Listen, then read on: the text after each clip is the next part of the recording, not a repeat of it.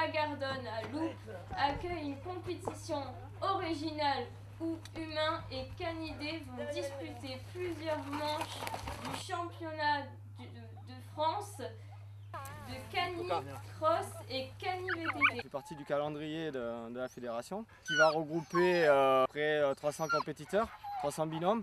On a pas moins de 7 courses le samedi et 8 le dimanche quand même. Donc ça arrive de partout, on a des personnes qui arrivent de la Savoie, de Poitiers, des Charentes, du Vaucluse. Ça arrive un petit peu de toute la France. On est à 2 clubs organisateurs, les LER Canicross dont j'en fais partie et les Canisharks. Une organisation complexe. Pourtant, nos clubs locaux n'ont pas hésité à se lancer dans cette aventure. Il est vrai dans un cadre idéal. Entre tout ce qui est sponsoring, trouver des lots pour les participants, leur trouver un parcours adapté aux 3 disciplines, parce qu'on fait 3 disciplines. Donc c'est énormément de boulot. Le logement en général, il y a des hôtels autour et les gens en général ils cherchent tout ce qui est logement, Airbnb, tout ça, tout ce qu'il y a autour. Le site, moi je trouve qu'il est super. Là sur la plaine on peut faire un départ groupé, ce qui est quand même assez sportif. Et puis après toute la topologie du terrain qui est pas mal parce qu'il y a beaucoup de petites montées, de petites descentes, de virages, c'est beaucoup de relance. Donc ça demande d'avoir une bonne maîtrise de son chien, que ce soit en course à pied et en vélo. C'est un événement ouvert au public, à la Gardonne à Loupe. Vous y verrez plusieurs choses. Tout d'abord, des chiens de toutes les races, dans la joie de se dépenser physiquement au milieu de la nature. Des hommes et des femmes complices avec leurs animaux.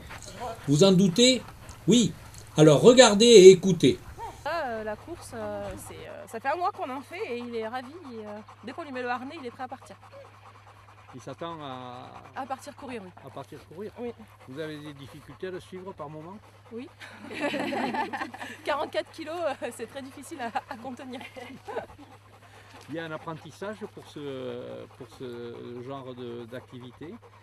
Oui, pour le maître surtout. Le chien, après, il a l'habitude de courir, donc il n'y a pas de problème. J'ai fait mon premier canitrail fin septembre, un 12 km, donc j'ai l'habitude de courir du long après sans chien, donc moi plus c'est long, plus j'aime. Ça fait plaisir, on partage avec notre chien. Alice Comment, c'est une équipe, quand des fois moi j'ai du mal, c'est lui qui me motive, inversement. Ça se sent ça? Oui, ça se sent. Il sent qu'il y a une... Il sent, oui, quand j'ai du mal, oui. Oui, quand il y a une compétition comme ça, il sait vous remonter le moral? Oui, bien sûr. Ouais. Ça se traduit comment? Il tire? Oui, il tire, oui. Il me regarde et il y a des fois, si je vais pas assez vite. C'est très durement, mais heureusement, Summer est là, donc je peux compter sur elle. Donc elle me pousse, elle est au-delà de mes limites. Donc c'est vraiment, comme disait Charlène, un partage entre l'humain et l'animal et un bon moment que l'on partage ensemble.